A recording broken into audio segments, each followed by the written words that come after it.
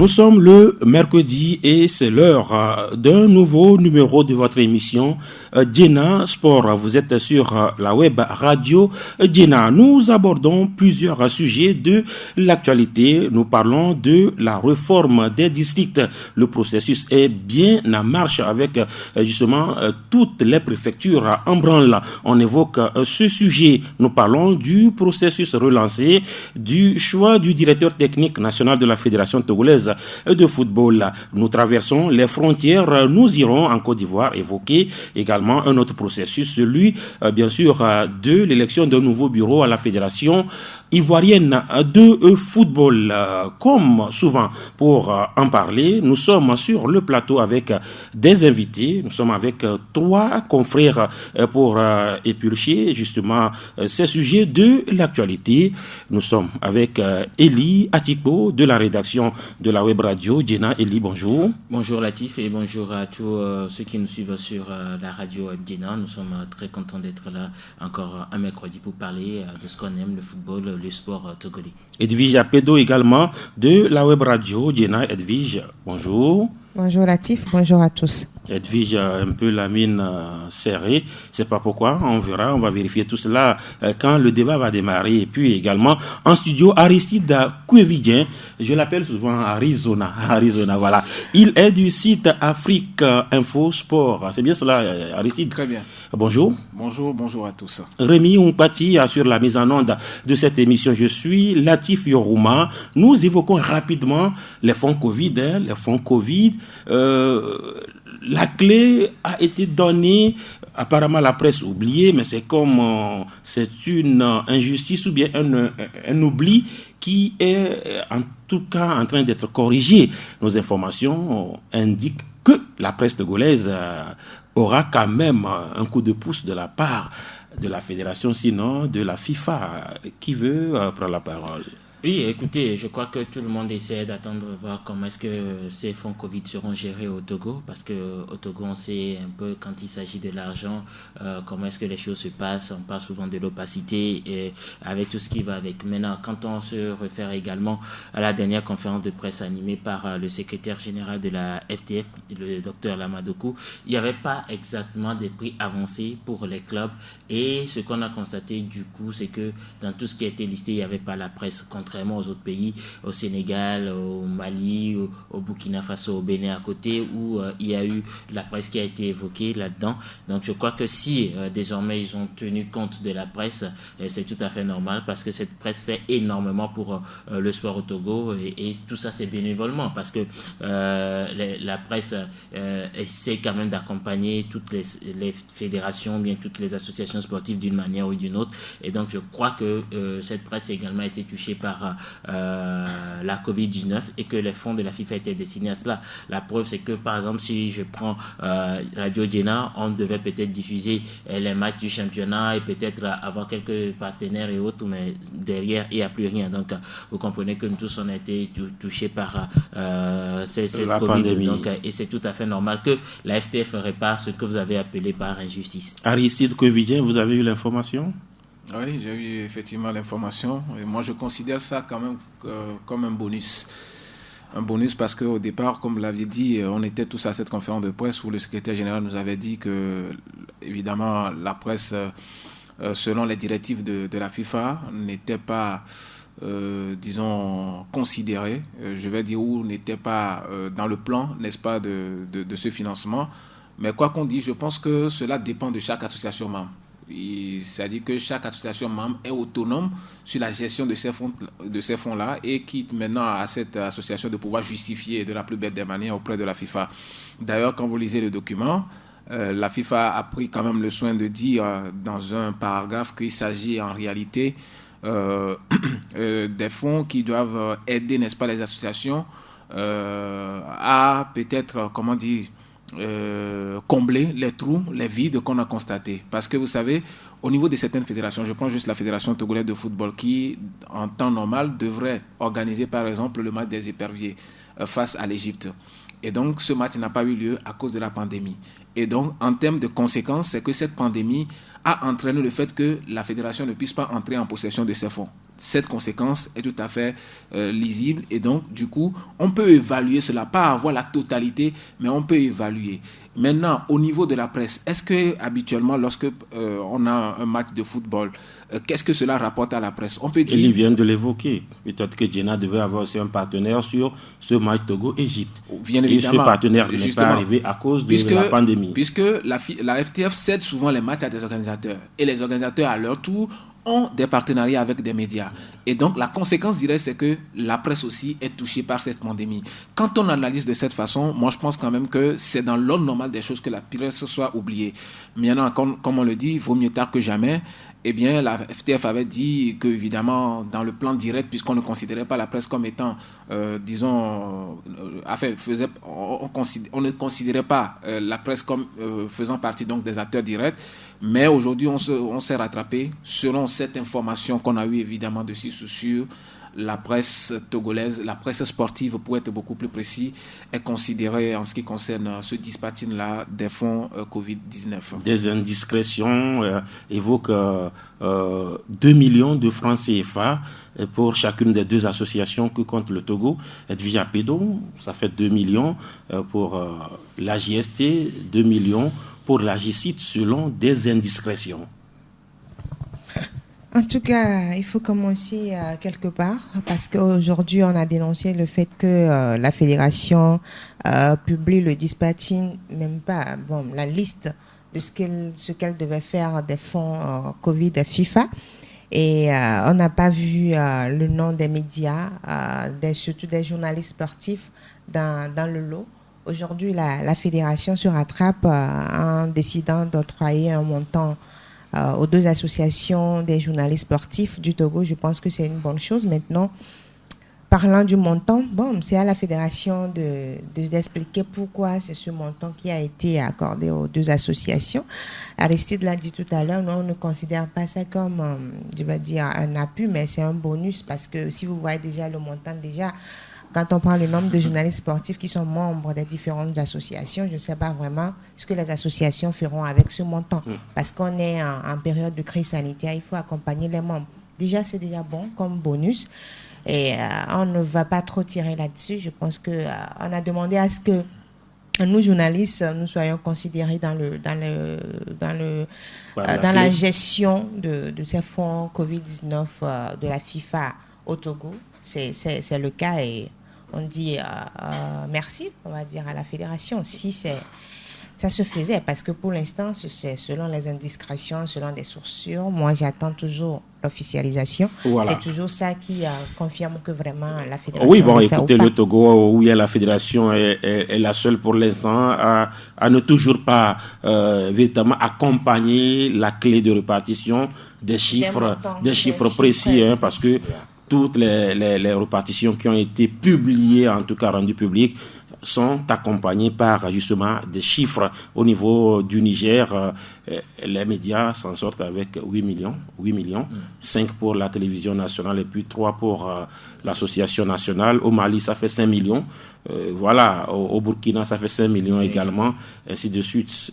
Voilà un peu ce qu'on pourra dire. Au Togo, ça fait 4 millions. 4 millions au Togo. Oui, ça fait 4 millions au Togo. Parce le Togo... chez les autres, il y avait une association. Il n'y a qu'une association. Donc, au Togo, ça fait 4 millions. Maintenant, c'est à chaque association. Même avec les 2, ça ne fait pas... 5 millions. Mais c'est déjà un pas. C'est un don. Voilà, un bonus. Mais tout compte fait, moi, je me pose encore une question. C'est l'après... dispatching, c'est-à-dire comment est-ce que cet argent-là va être géré par les associations. Oui, parce que dans ce pays... c'est des associations. Non, mais écoutez, je vais vous donner un seul exemple. Et c'est-à-dire que récemment, l'État a appelé à la solidarité nationale. Et il s'est fait que certaines institutions de la République ont accompagné des associations, même des associations de presse. Mais comment ça s'est terminé, nous le savons tous. C'est ça, parce que j'ai même entendu dans une association où les responsables ont dit « Ah oui, les journalistes n'ont pas l'habitude de cotiser. Et donc, quand cet argent-là est venu, au lieu de partager, nous, on préfère que cet argent-là soit dans les caisses. » Mais ce n'est pas normal. Voyez-vous? Donc, il faut déjà attirer... C'est des fonds Covid. J'ai toujours dit que... ce qui est à César, et ce qui est à Dieu, à Dieu. On dit agent Covid. Ce n'est pas agent pour rester dans la caisse. Rester dans la caisse. Et donc, visiblement, donc, la gestion il faudrait aussi que... doit la gestion être doit... claire. C'est ça qui... La crédibilité de nos associations, disons, est en jeu. Mais n'oubliez pas aussi non, que... dans une mesure, j'aimerais un peu aborder dans ce qu'il dit, pour dire que toute association vit de la cotisation de ses membres. Ouais. Alors, quand il y a ce bonus, comme on est en train de l'appeler, mais si Aristide n'est pas à jour, Bon, si vous devez prendre 30 000 et que vous devez 15 000 à l'association, on soustrait défend 15 000 francs de votre on cotisation pour soustrait mettre à jour C'est assez pertinent parce que c'est sous la bannière du membre que vous bénéficiez de cet appui en réalité. Si vous n'étiez pas membre, vous ne devez pas bénéficier. Ce que Aristide est en train de dire, je suis d'accord avec lui, parce qu'aujourd'hui, nous, en tant que médias ou bien journalistes, on dénonce le fait que les organisations, bien les institutions, ne gèrent pas bien les fonds qui leur sont alloués et autres. Aujourd'hui, la crédibilité également de nos deux associations est en jeu à ce niveau. Il faut réellement, parce qu'il faut fournir des documents au-delà de la transaction bancaire qui se fera. Il faut également fournir des documents à la fédération pour dire voilà ce que nous avons eu à faire avec les fonds que vous nous avez octroyés. Aujourd'hui, il faudrait que ces fonds soient bien gérés. Ça dépend de chaque association, mais qu'on ne dise pas que non, c'est parce que les membres ont fait que les fonds là seront mis dans la caisse. C'est ce que je suis en train de dans la caisse. Il y a toujours des solutions à chaque situation. Il faut sauver la vie humaine à travers les fonds donc je pense le président change de voiture. Ça, ce n'est pas possible. Pour couvrir également les faux membres. Parce qu'on est vrai membre à ce niveau, on s'acquitte de ses devoirs. C'est pourquoi je dis il faut que chaque association puisse trouve la formule. La formule juste pour pouvoir donner les fonds à ceux qui auront...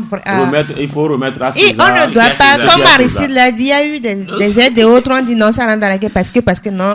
Après, on ne veut pas voir les présidents et autres dans d'autres voitures et autres. Après, c'est pour dire... L'association à Jésus. Voilà. Jésus. Donc, à César, ce qui est à César, et à Jésus, ce qui est à Jésus. On va évoluer. Que les associations fassent une bonne gestion de ces fonds et puis c'est bon. Oui, pour que justement la partie suivante arrive. Parce que là également, c'est notre débat. Parce que c'est la première partie ou la fédération évoquait une répartition sur toute la somme.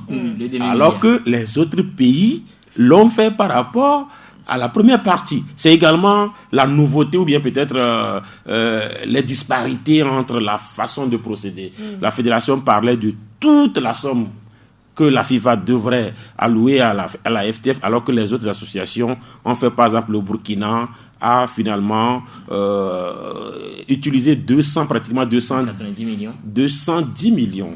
Le Burkina, 210 millions. Sur les 272, vous prenez le Mali, ils ont utilisé 259 sur les 272, mais la Fédération togolaise de football fait un plan sur toute la somme alors qu'elle n'a pas encore eu toute la somme. C'est juste une parenthèse, on va évoluer. On parle de la réforme des districts. C'est également une nouveauté au Togo. Aristide Covidien, mieux vaut tard que jamais. La Fédération finalement se décide de reformer ces départements, ces démembrements, voilà. Oui, je pense que c'est une très bonne chose. Et vous savez qu'avant même les dernières élections à la Fédération, le processus était enclenché, sauf que dans certaines ligues et dans certains districts, les clubs n'étaient pas à jour.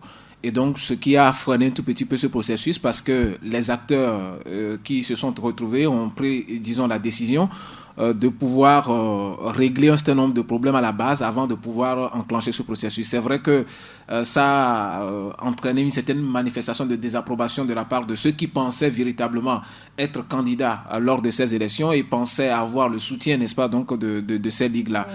Alors, visiblement, je pense que c'est une très bonne chose de pouvoir le faire, même si le processus a été long, même si l'attente a été longue. Moi, je pense quand même qu'aujourd'hui, on ne peut que applaudir parce que ça répond, disons, au statut de la FTF qui demande à ce que les ligues et les districts soient en place. Et donc, je pense que... Soit calqué sur le découpage administratif. Bien évidemment. Et le vrai problème. Je donnais il n'y a pas très longtemps un exemple où moi je dis, moi j'ai vécu, j'ai fait une partie de ma vie dans un district dans la zone est de Lomé où là-haut les tournois ne prennent pas fin. Hein? Ah oui, vous avez bien deviné. On peut jouer une finale 2 ou 3 fois. Là. Dans le canton de Bay, il y a toujours le football. Hein. Où on a connu des clubs qui depuis une dizaine d'années, 15-20 ans, n'ont pas eu d'assemblée générale. Yeah. Et donc ça, c'est anti-statutaire. C'est-à-dire qu'on ne peut pas laisser ce problème et aller régler le problème des ligues. Je pense que c'était normal, évidemment, que la FTF prenne, je vais dire, le temps nécessaire pour pouvoir régler ces problèmes à la base. Parce que imaginez, quand on désigne ou quand on élise par exemple des gens à la Ligue, qui soient évidemment élus par des gens qui ne sont pas crédibles ou qui n'ont pas cette légitimité. Donc je crois que ça peut poser un problème après. Maintenant qu'on a pris le temps de régler ces problèmes, je pense logiquement que dans 4 ans, on peut parler d'une autre élection. Et ceux qui ont envie, si Eli Atipo a certainement envie d'être président de la Fédération togolaise de football, pourquoi pas, il peut avoir le soutien, n'est-ce pas, de ces ligues. Il a quand même les qualités requises. Hein. Ouais. Voilà, il est acteur de football. Ah oui, il faut être acteur de football, c'est tout simplement. Il est acteur, non seulement il faut être acteur de football. Et il est même au-delà, il est acteur sportif. Oui, mais il faut remplir également d'autres conditions. Par exemple, il faut déposer une caution de quelques millions. Je pense que la presse peut l'aider à avoir cet argent. Laissez-moi terminer. La presse peut l'aider à avoir cet argent. Mais il ne faut pas oublier également que le cas ivoirien ne va pas arriver ici. Sauf qu'au niveau de la FIFA, le modèle de la FIFA sur lequel, je vais dire, les fédérations sont calquées, l'âge pour pouvoir être candidat, c'est 35 ans. Et il est out pour l'instant, voilà. Moi, je pense que ces réformes entamées au niveau des districts sont vraiment importantes parce qu'aujourd'hui, il a parlé de certains clubs qui n'ont jamais eu d'assemblée. On a connu des clubs qui sont là, qui disputent toujours des tournois, des compétitions, mais qui n'ont jamais eu... Le président n'a jamais changé. Et c'est seulement le président également qu'on connaît. Ils n'ont pas de secrétaire, ils n'ont pas de trésorier. Le bureau même n'existe pas. Le bureau, c'est seulement le secrétaire, c'est le président lui seul. Aujourd'hui, avec ces réformes au niveau des districts, on aura un beau football d'abord au niveau à la base. Et le football dont on parle aujourd'hui, on dit le Togo est dans un système amateur. Et pour sortir de ce système amateur, il faut d'abord revoir le plan administratif des différents clubs. Mais on parle d'équipe parce qu'aujourd'hui, on n'est pas à un niveau... On vous le concède. Voilà, aujourd'hui, on n'est pas au niveau des clubs. Maintenant, quand vous prenez avant les districts, il y a certains districts qui ont eu des élections, mais qui n'ont jamais eu d'activité. Quand vous prenez les anciens districts qu'on connaissait, ils étaient là, ils ont fait 4, certains ont fait 6, certains ont fait 10 ans, mais sans activité. Des présidents intérimaires des présidents intérimaires qui ont fait plus de 5 ans à la tête des districts. Je pense que c'est un balayage qui doit se faire à ce niveau. Et après ça, on va aller... Un président qui est dans sa 22e année de présidence. Il y a un président qui est resté jusqu'à... Il est décédé, non? De district qui est resté...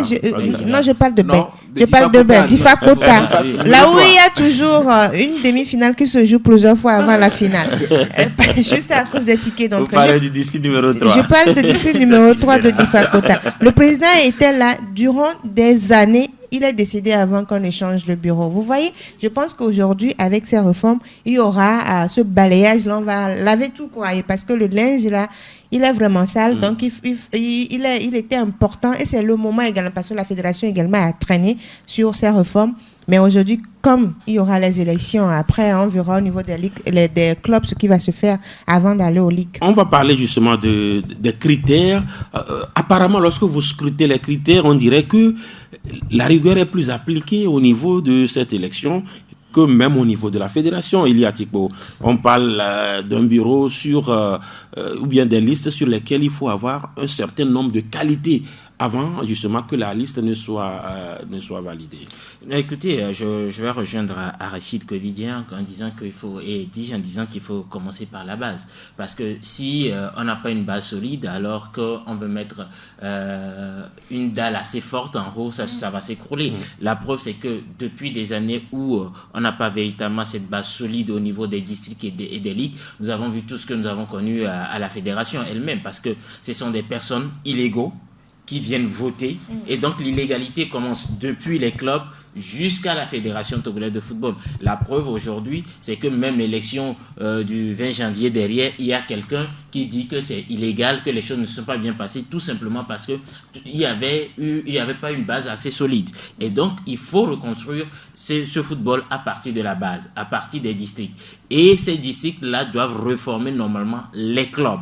Et donc, tant qu'on a des clubs solides, qui vont respecter les statuts, qui vont commencer par appliquer les règles, on aura une fédération assez forte qui elle-même qui elle-même appliquera un statut assez fort, parce que les clubs vont élire les districts, les présidents des districts vont élire les présidents des ligues, les présidents des ligues et les présidents des clubs de première, de deuxième division vont élire les présidents de la fédération. Or, les clubs de première, de deuxième division, normalement, si on va suivre une certaine bonne évolution, doivent partir des clubs de district pour arriver jusque-là. Donc, si on a une très belle gestion et une applicabilité stricte des tests là-bas, ça sera bien. Maintenant, aujourd'hui, on va commencer par créer que les tests, non, pas les tests, mais les critères, voilà, les critères sont assez difficiles. On sait que le changement, il est difficile à piloter, mais quand même, il faut ce changement. Quand on regarde un peu les critères dont on est en train de parler, il y a sur la liste des districts, il faut 12 membres.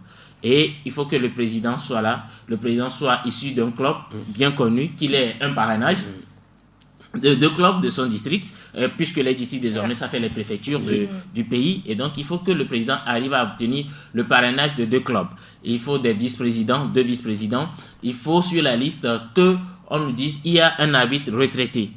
Donc, il a l'accord de l'Association nationale des arbitres du Togo, qui doit avoir le parrainage de l'ANAFOOT.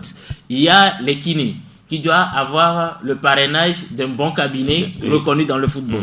Il y a l'enseignement, le sportif, un éducateur physique, qui doit avoir un entraîneur qui doit être issu de l'association, le parrainage de l'association des entraîneurs, ou alors avoir un diplôme de l'INJS par exemple.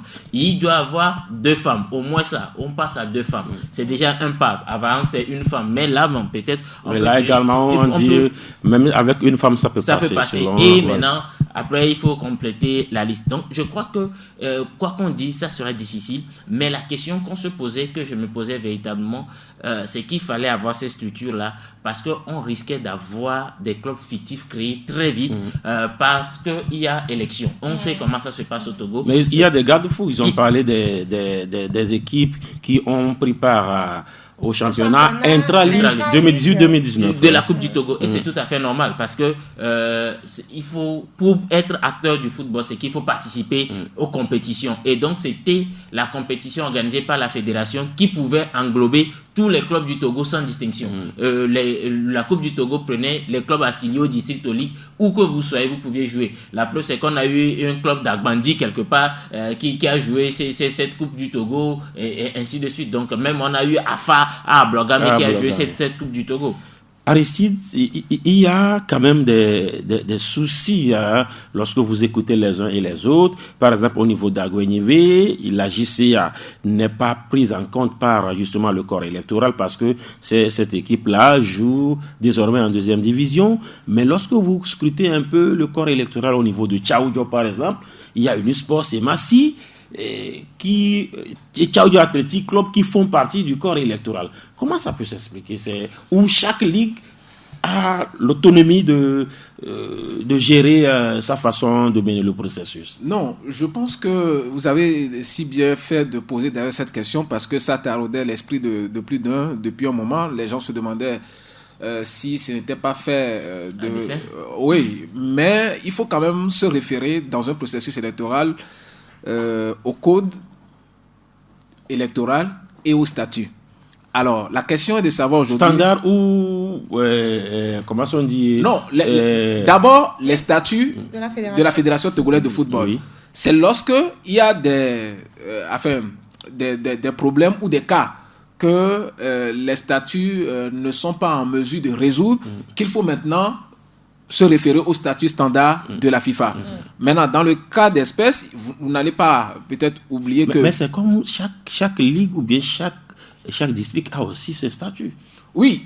Qui est normalement calqué sur celui de la fédération. De la fédération. Sauf que c'est des comment on dit, des statuts normalement qui prennent en compte la réalité du district ou la réalité de la ligue. Mais il ne faut pas s'écarter également de la réalité quand il y a une limite maintenant qu'il faut se référer au statut de la fédération. Je disais tout à l'heure que même les fédérations ont leur statut calqué sur le modèle de la FIFA. Mais vous allez voir que le processus n'est pas toujours le même dans toutes les En Côte d'Ivoire, c'est autre chose. Au Togo, c'est aussi autre chose. Et donc, ça dépend aussi des réalités. Maintenant, lorsque vous ne vous sentez pas en sécurité par rapport à vos tests, la meilleure des choses, c'est d'aller à une assemblée générale. Pour dire, assemblée générale statutaire, on va essayer quand même de corriger les imperfections et tout avant d'aller au processus. Et l'Assemblée se met d'accord. Puisque l'Assemblée est souveraine.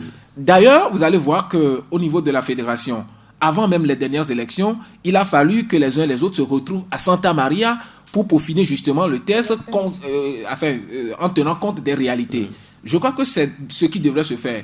Sinon, se presser et dire qu'on va à des élections pour avoir des problèmes après n'a jamais été la solution idéale. Je pense que dans le contexte actuel, lorsque vous rencontrez des problèmes, la meilleure des choses serait évidemment de convoquer ces acteurs-là à une assemblée générale statutaire pour pouvoir réfléchir par rapport aux tests et proposer des solutions idoines pour peut-être ne pas se retrouver demain ou après-demain dans une crise éternelle. Mais les critères créent des disparités. Edwige Apedo, lorsque vous prenez les critères, oui, il faut jouer le championnat intra-ligue 2018-2019 et la conséquence, c'est que par exemple, dans le golf, 54 c'est le chiffre du corps électoral. À Guenivé, c'est 7 seulement comme chiffre du corps électoral. Dans le Tchaoudio, c'est 20 comme chiffre du corps électoral.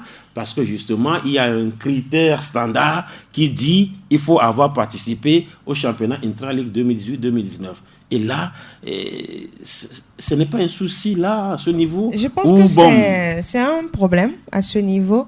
Parce que au niveau du corps électoral, je ne sais pas comment les échanges ont été faits avec les ligues, les clubs, il y a une réunion, les districts et la fédération. La fédération avait convoqué une réunion. Parce qu'à ce niveau, pour éviter des crises encore demain, il faut discuter avec les acteurs. Expliquer pourquoi, par exemple, à Goniveau, on a 7, pourquoi on a 57 au niveau du golf. Non, ça a été expliqué. C'est justement parce que il faut que les clubs participent et finalement, au niveau d'Aguenivé, le constat c'est que c'est 7 seulement qui ont pris part à la compétition. Et ailleurs, à golf, on fait 54. Ah oui, mais on fait avec parce que aujourd'hui, on est obligé, puisque c'est un début. Je pense que pour un début, on peut accepter. Maintenant, Aristide a dit quelque chose. Il faut après aller au congrès statutaire pour revoir les tests. Je pense qu'aujourd'hui, ce qui urge, c'est la réforme au niveau des ligues, de se calquer sur les tests au niveau de la fédération. On peut fermer les yeux sur ce que vous êtes en train de dire, mais se dire qu'on va aux élections, après 3 mois, il faut essayer on convoque qu'il y ait plus ces disparités là. Pour mettre tout à plat, dire c'est ça. Quand il y aura les élections, c'est ce qu'il faut faire. Ce sont les conditions, ce sont les critères. Aujourd'hui, avec cette période, on est déjà proche de l'échéance de la fédération. L'élection, c'est le 12 septembre pour les districts. La question que vous posez, c'est un problème aujourd'hui au niveau des différentes ligues et autres, des différentes ligues et même au niveau des différents districts. Mais aujourd'hui, il faut fermer les yeux. À un moment donné, on va se dire, c'est compliqué de comprendre. Mais on peut fermer les yeux sur ça, aller aux élections et juste après les élections, convoquer un congrès statutaire, revoir les tests de chaque district et après la rigueur constatée, Elie vient de faire un développement par rapport à justement certaines qualités qu'il faut avoir sur la liste avant justement que la liste ne soit acceptée, validée. Et c'est quand même une rigueur c'est une rigueur rigoureuse si je ne suis pas je ne veux pas faire la tautologie, et pourtant au niveau même de la fédération on n'a pas, il faut juste avoir 12 personnes parrainées et puis ça passe. Mais aujourd'hui au niveau des districts c'est un début, ça s'apparente même au cas ivoirien, Aristide Kovigny. Oui, je suis tout à fait d'accord avec vous, mais on peut toujours trouver la solution en disant qu'il faut tirer des leçons de ce qu'on a vécu de par le passé. La plupart du temps, les crises qu'on a connues à la fédération et même dans le processus électoral, cette crise, je vais dire, venait beaucoup plus de ces ligues-là, où parfois on évoquait cette histoire de corruption, parce que des candidats sont parfois obligés d'aller corrompre X ou Y. Mais je pense que avec le processus actuel, alors vous prenez la plupart des présidents de clubs qui sont à la fédération, qui sont peut-être dans le comité exécutif. Vous voyez des gens corruptifs parmi eux? Oui. Non. Moi, je dis non. Je ne peux pas dire Non, non. la plupart, je vais argumenter. Si peut-être on comprend la logique d'Arissi, c'est pour dire que c'est des gens qui, dans une qui ne cherchent pas à manger. Qui sont ouais, un mais petit peu aisés. ils ne cherchent pas à manger, mais ça ne veut pas dire qu'ils ne sont pas corruptibles. Non, c'est non, dans le processus électoral. On va écouter le développement d'Arissi. Puisque après tout, c'est des êtres humains. Oui. Je comprends la logique donc de Edwige Apedo. C'est des êtres humains et on ne peut pas défendre des gens sans savoir l'intention des gens. Quand on a 1 million, on veut avoir 30 millions. Voilà. Bien évidemment. Voilà. Donc je comprends sa logique. Mais au même moment, moi je dis que quand nous sommes dans un processus électoral où nous avons par exemple des présidents de clubs qui sont pour la plupart chefs d'entreprise, alors moi je vois peut-être un candidat ou peut-être autre qu'un autre président de club qui ira peut-être les corrompre. Parce que le danger, c'est quoi? C'est par rapport... Proposer 1 million ou bien 2 millions, comme souvent ça se fait. Justement. Alors que c'est des gens qui ont l'habitude de gagner 30, 50, voire 100 millions. Qui dépensent la même somme par jour, par exemple. Et le risque à ce moment, c'est qu'il y a, sur le plan éthique, une faute morale. C'est-à-dire, quand je viens ou j'approche Élie avec cette intention, je ne connais pas, disons, l'intention de Élie. Je le dis... Et Élie va dire, mais écoutez, voilà tel candidat qui est venu me voir. Dans ce processus, ça peut être sanctionné. Parce que la FIFA, sur le plan éthique, demande à ce que les gens soient corrects. Je pense que c'est le manque de confiance qui amène aujourd'hui ces critères. C'est-à-dire, on veut que la personne soit vraiment, vraiment clean. De la chose. De la chose. Bon, mais, oui, Edwige, de ma question avant peut-être de répondre. Oui, lorsqu'on prend le développement qu'Arissi vient de faire, est-ce que ce n'est pas aussi une anomalie, le fait d'avoir justement des gens non corruptibles, c'est-à-dire des argentiers, mais est-ce que c'est une vraie qualité pour avoir un bon bureau? C'est-à-dire avoir ceux qui ont l'argent dans un bureau. Ce n'est pas une bonne qualité parce que certaines personnes, quand elles ont l'argent, elles n'écoutent plus. Aujourd'hui, quand on veut parler de football, on parle de compétences. Il faut avoir de la compétence. Même ce n'est pas seulement le football. Dans notre domaine aujourd'hui. Le pauvre en a aussi la compétence. Le pauvre a des compétences. Dans le journalisme aujourd'hui. Dans ce cas, il n'est pas pauvre. Au niveau de la HAC, on nous demande quoi? De la compétence. Certes, on dit le diplôme, mais après, on demande l'expérience. Il faut avoir de la compétence dans le domaine dans lequel vous êtes. Mais on me dit. Par rapport aux critères, je suis d'accord qu'on dise qu'il faut avoir un parrainage et il faut être... Parce que vous ne pouvez pas venir à la tête d'un district. Il faut un médecin sportif, voilà. Il faut un arbitre, il faut un éducateur. Pourquoi c'est comme ça? Vous ne pouvez pas venir à la tête d'un district aujourd'hui et, excusez-moi, vous ne maîtrisez rien du football. Vous ne maîtrisez rien des statuts, bien des tests qui régissent le football. Ce n'est pas possible. On n'est plus à cette époque-là. J'ai parlé tout à l'heure du fait de sortir de l'amateurisme. Et il faut passer par là. Celui qui est président de district, il maîtrise d'abord les tests qui régissent le football. Lui-même, il est dans le football. Il connaît les réalités du football togolais. Maintenant, au-delà de ça, quand vous prenez... Mais il n'y a aucune condition, il n'y a aucun critère pour ça. J'évolue. Maintenant, au-delà de ça, on parle d'avoir un ancien arbitre dans le bureau. Mais quand il y a des problèmes au niveau de l'arbitrage, on va faire recours à qui? Au moins, il y a un expérimenté qui est dans le... Qui va automatiquement piloter la commission des arbitres. Piloter la commission des arbitres, c'est déjà ça. Quand on prend les entraîneurs, il y a au moins un éducateur sportif dedans. Aujourd'hui, au niveau du CIO et au niveau de la FIFA, on fait la promotion de la gente féminine. Voilà pourquoi, au niveau de la fédération, nous-mêmes, on a décrié le fait que lors du congrès précédent, nous, les femmes journalistes sportives, on a décrit le fait qu'il n'y a qu'une seule femme qui a été élue au niveau du bureau exécutif. Mais aujourd'hui, si la fédération même se devait dire, il faudrait aller au moins à deux femmes dans chaque bureau, C'est déjà un pas. Parce qu'on parle de 30%, mais non, on n'est pas à ce niveau. Donc, je dis que, certes, les critères, c'est vraiment amer à avaler pour certaines personnes. Mais il faut que ces critères également... Il faut qu'on remonte ces critères. Et c'est pourquoi je suis en train de parler. Il faut qu'on remonte également ces critères vers les ligues et vers la fédération. Parce qu'il ne faut pas que ça s'arrête. C'était la question que je voudrais poser parce au niveau des districts. Il faudrait, Aristide a parlé, oui, des personnes incorruptibles. C'est une réalité, d'accord. Mais on est incorruptible, d'accord, mais on ne se bouge pas. On n'a plus d'autres compétences. Et aujourd'hui, peut-être au niveau de la Fédération togolaise de football, beaucoup le disent, ça manque de qualité. Ouais. Technique souvent.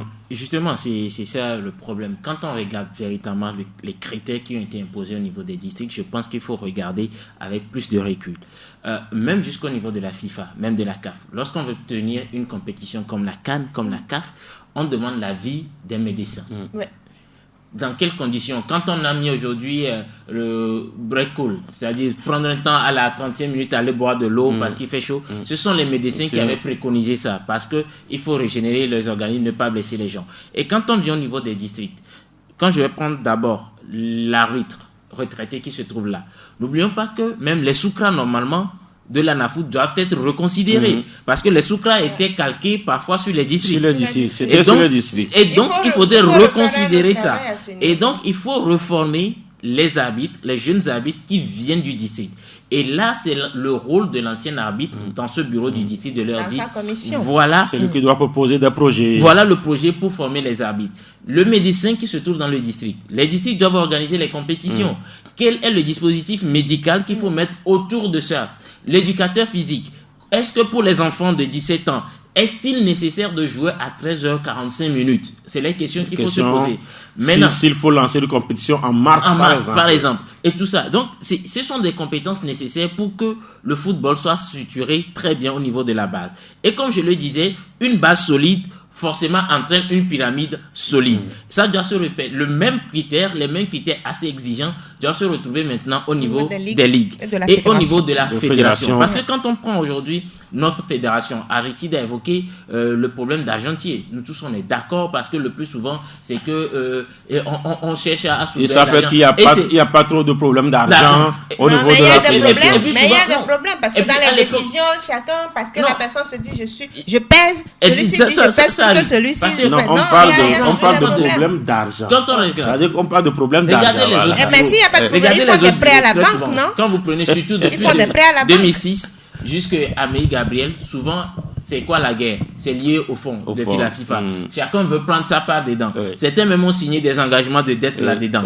On connaît. Aujourd'hui, on se dit que ceux qui sont là aujourd'hui, ils ont déjà leur argent. Ils ont leur argent. Mais le problème qui se pose aujourd'hui, c'est la compétence technique.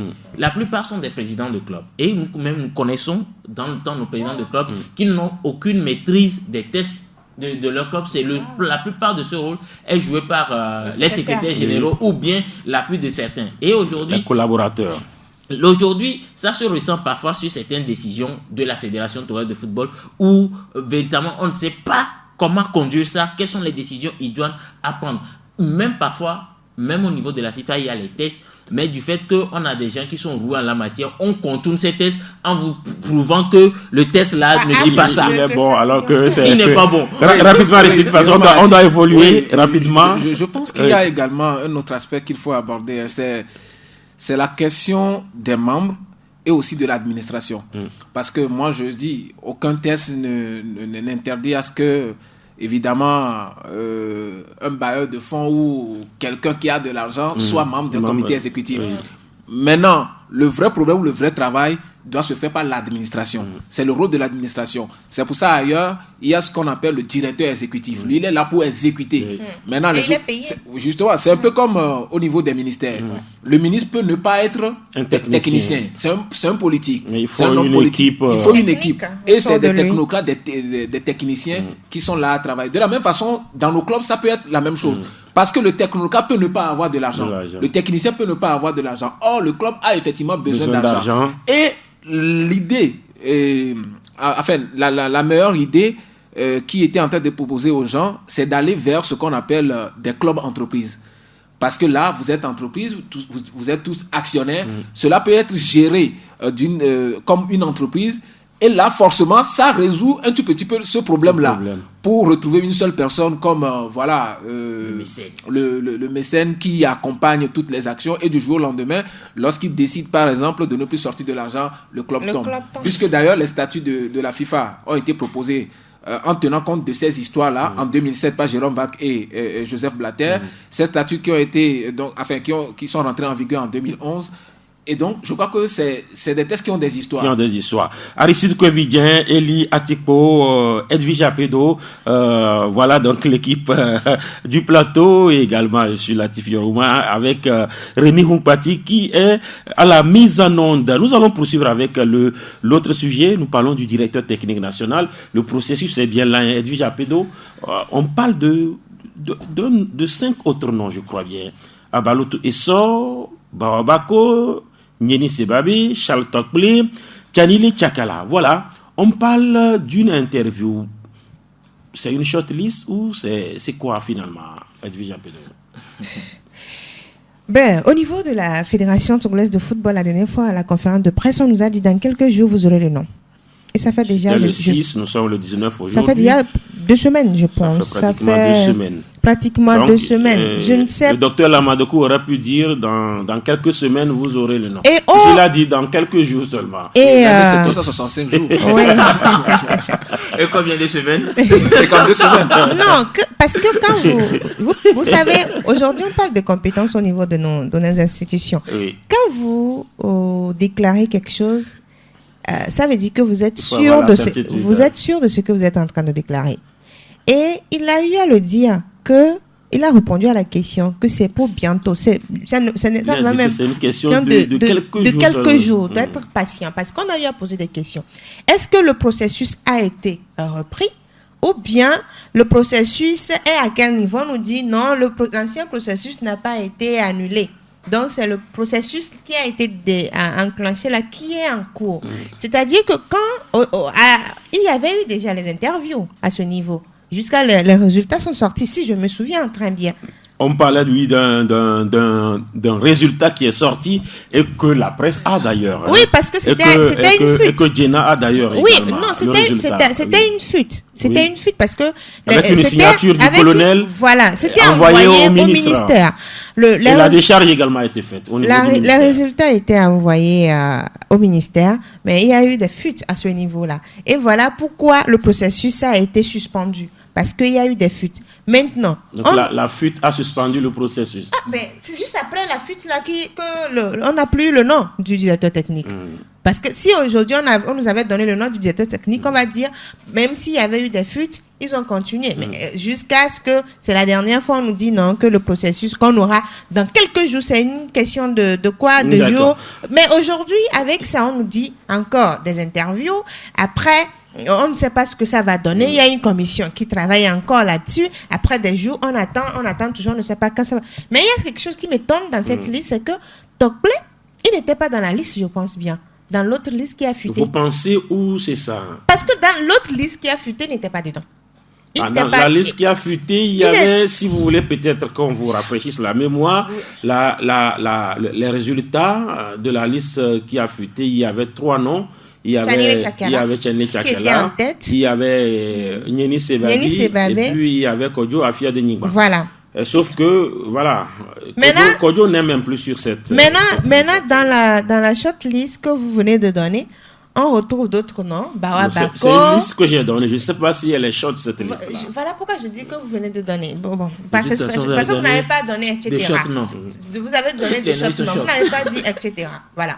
Donc, c'est une shortlist. Donc, dans ça, on retrouve de nouvelles personnes qu'on n'avait pas dans la shortlist qui a fuité. Aujourd'hui, je ne sais vraiment pas ce qui se passe au niveau de la fédération. Oui. Aristide, faut-il parler d'un processus nouveau?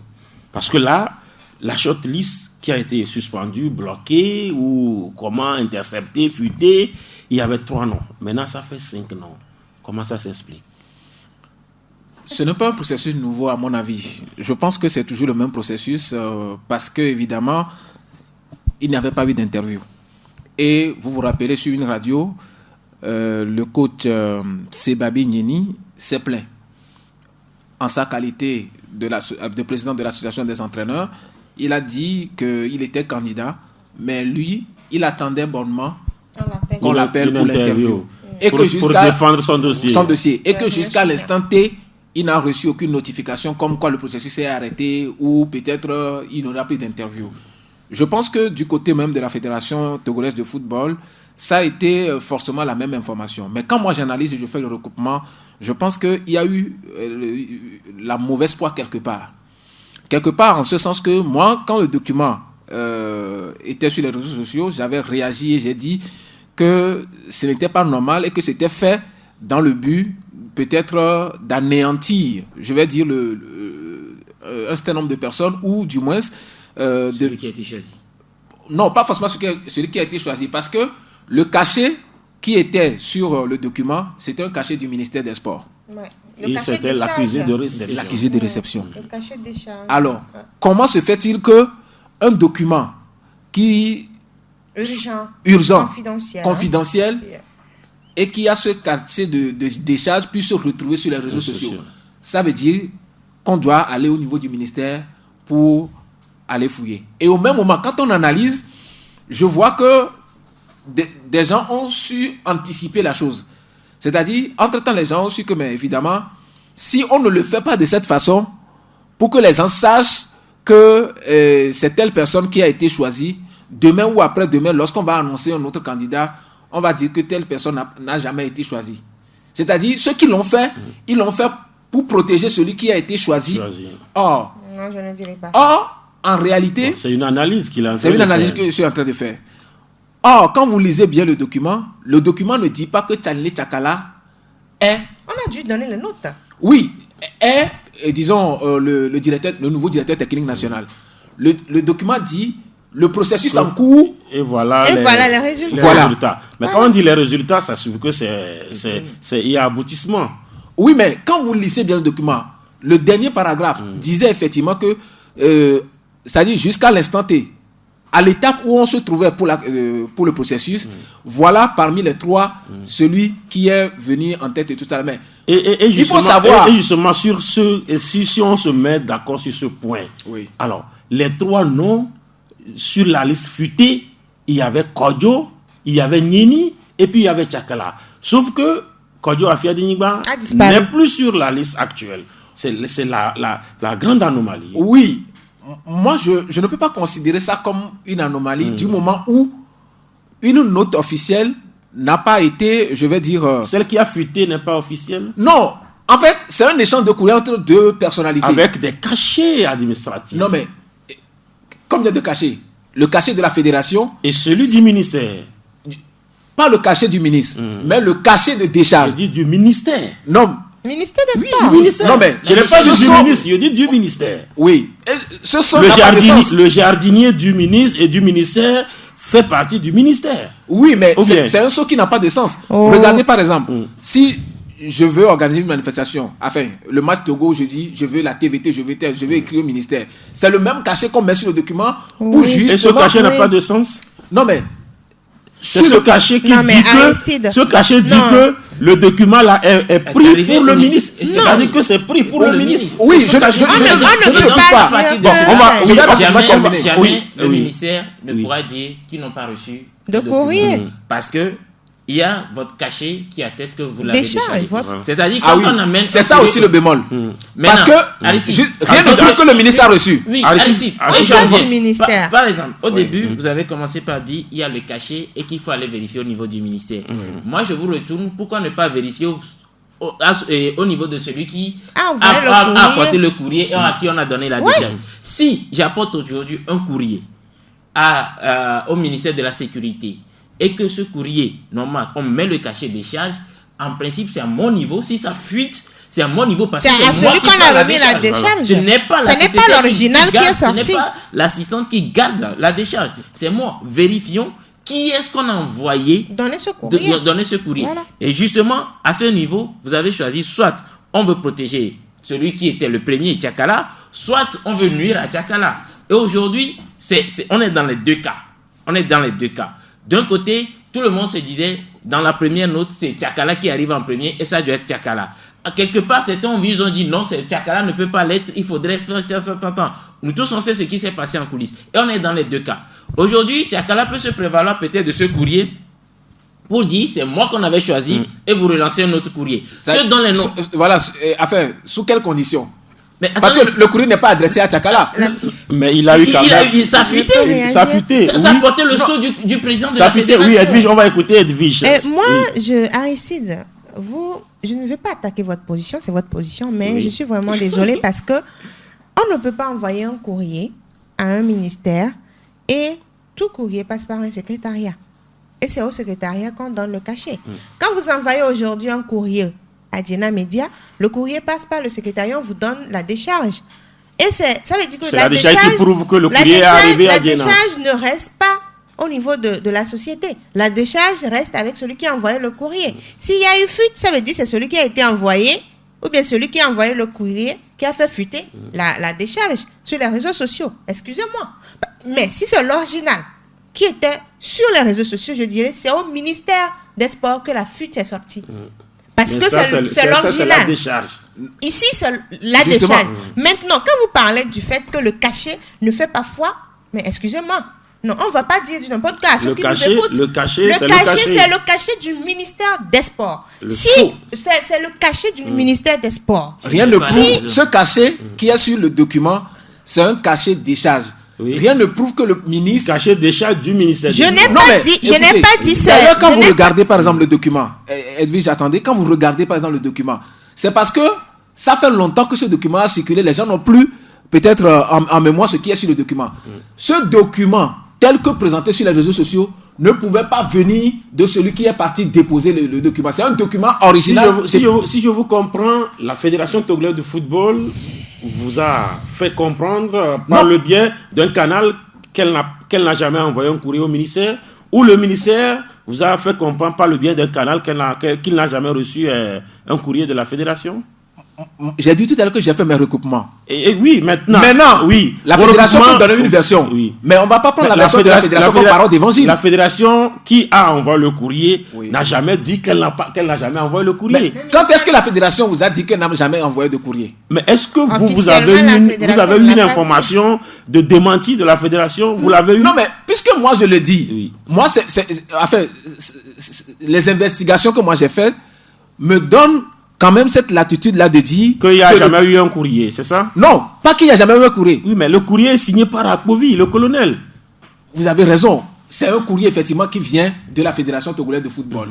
Mais j'ai expliqué tout à l'heure quelque chose. Avec objet à monsieur le ministre. Et qu'est-ce qui était l'objet? Résultat. Vous n'avez pas eu le courrier. Le document n'avait pas pour objet résultat. Ils ont envoyé quand même la fin des travaux. Vous avez eu le courrier? Oui, je suis d'accord. Voilà la nuance. Oui. Parce qu'en réalité... Tchakala n'avait pas été nommé comme, disons... jusque-là, on n'évoque pas la nomination. Qui a gagné ou qui n'a pas gagné. C'est une lettre d'information. Est-ce que nous sommes d'accord? Maintenant, on va aller mollo, mais peut-être qu'on peut se comprendre sur cet aspect. C'était une lettre d'information. Est-ce que nous sommes d'accord? D'information de quoi? D'information du président de la fédération au ministre des Sports. Est-ce que nous sommes d'accord sur ce point? Avec des charges à la fois qui a fuité. Pas encore. Ne parlons pas encore de décharge. C'est une lettre d'information, oui ou non? Bon, c'est moi qui pose les questions. Je sais oui, pas. Mais moi je vous repose cette question. Non, mais moi je suis là pour poser des questions, pas pour répondre. La lettre que nous avons vue est une lettre d'information. Voilà. Oui. Maintenant, la seconde chose, qu'est-ce que dit cette lettre? La lettre dit que nous sommes dans un processus et que dans le processus, évidemment, qui arrivait jusqu'à son... enfin, presque à la fin. La lettre n'a jamais dit que c'était la fin. La lettre a bien précisé les notes avec 18... si on n'est jamais à la fin du processus, il n'y a pas... Avant, justement... On n'aura pas le temps de finir avant la séance d'interview. C'est la note avant la séance d'interview. Moi, mon inquiétude par rapport à ça, c'est ce qu'avait abordé Eddie, c'est de voir peut-être Charles Torplé, qui, je ne m'en souviens pas, lorsqu'on avait dépouillé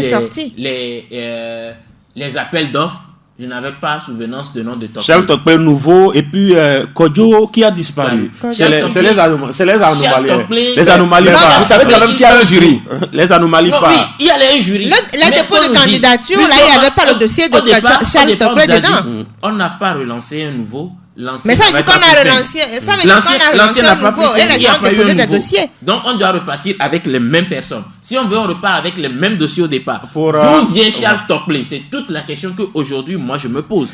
C'est ça On la n'a pas question. vu le temps passer, malheureusement. On ne pourra même pas parler du processus en Côte d'Ivoire qui est bloqué, non? C'est ça, Aristide? Oui, qui est bloqué, donc C'est en Côte qui d'Ivoire. va peut-être trouver un dénouement le 29, puisque le comité exécutif s'est réuni en comité d'urgence pour pouvoir demander à ce qu'on ait une assemblée générale au niveau donc des clubs. Le camp Didier Drogba, qui est soutenu par Eugène Diomandé, qui est donc le président du CE Sport de Saint-Pedro, a déjà annoncé qu'il ne participera pas à cette assemblée générale et que par rapport au processus, eh bien, ils sont prêts à aller loin. En 10 voire secondes, même- on va vers où? Héritas? Non. Parce que ce qui se fait n'est pas contraire au statut. Et donc, je pense que logiquement, on va vers cette assemblée générale et après cette assemblée générale, on aura un nouveau comité, avec une nouvelle commission électorale, qui sera mise en place pour, je vais dire, conduire les élections. Parce que visiblement, ça sent mauvais, mais au même moment, quand on se réfère aux tests et tout, eh bien, c'est une question de légalité, de légitimité actuellement. Le vrai problème, c'était au niveau du parrainage, où certains ont estimé quand même que au niveau de la fédération, Didier Drogba avait un soutien populaire, sauf que ce n'est pas le soutien populaire qui accorde le suffrage. Voilà, on aura le temps forcément de revenir et sur le sujet du directeur technique national et sur le sujet de la fédération ivoirienne de football. Merci à vous, Elie, à Tchekpo, merci à Aristide Kouvidien, merci à Edwige, à Pédo, les deux rouges. Merci pour l'invitation. Merci également à Rémi Hunkpati qui a assuré la mise en œuvre de cette émission. Je suis Latif Yorouma. On se donne rendez-vous forcément pour le mercredi prochain. On aura également d'autres sujets à développer autour desquels il y aura encore débat comme ça a été aujourd'hui. Merci et bonne suite sur la web radio.